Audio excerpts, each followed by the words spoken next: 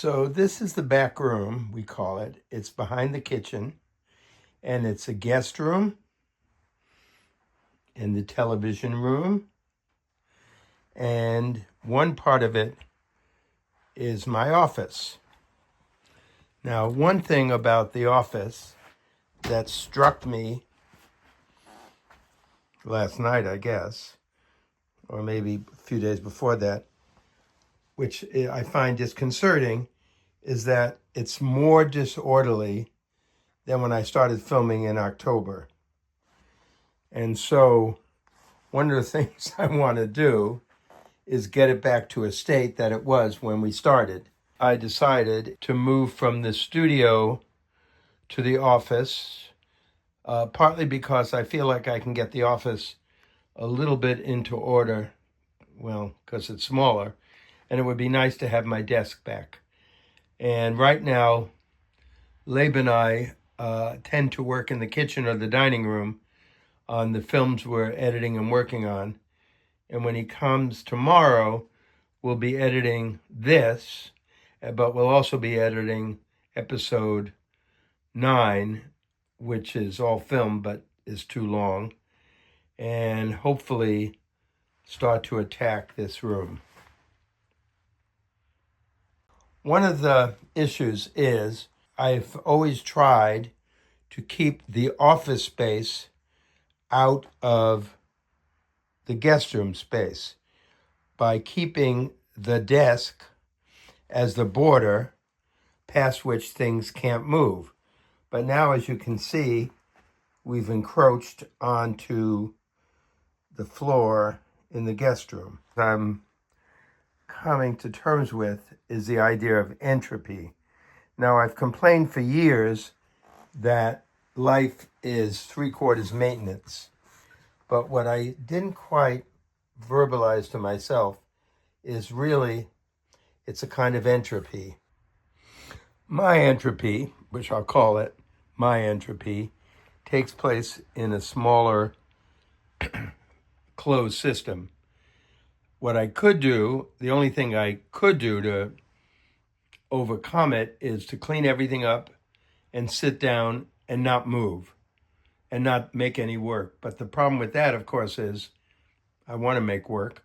And the other problem with that is that sitting still and not doing anything is an entropy, or brings on an entropy of itself, of its own.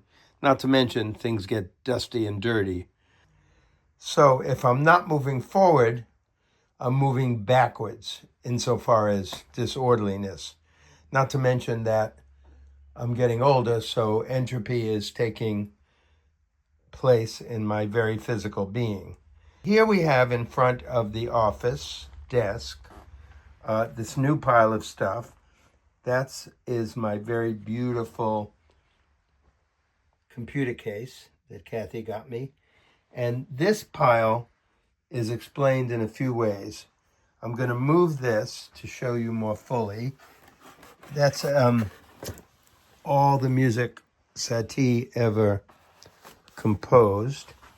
We have this box from a DVD player. I ordered a bunch of films on CDs, I thought, by Chantal Ackerman, since I am a big fan. And they came, and it turns out that they won't play on a DVD player because they are Blu-ray. So now I've ordered a small Blu-ray player. A little aside, I guess.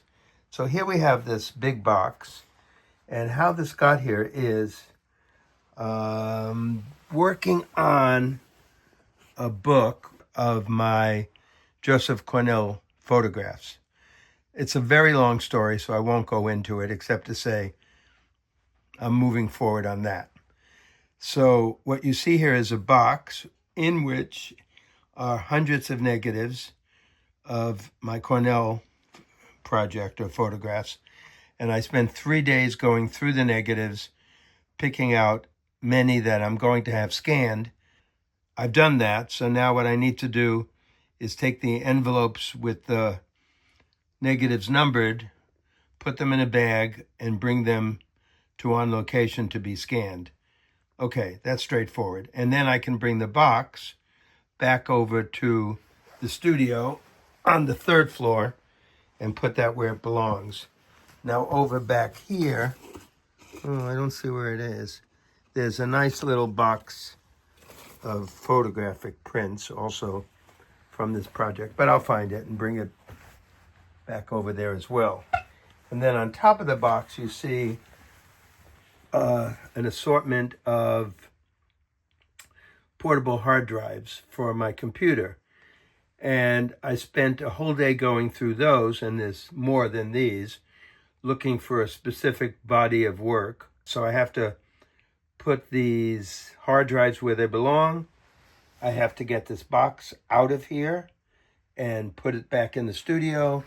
I have to put this computer case where it goes, this extraneous box. The desk is just like total chaos. And then we can move forward to where we were when we started filming.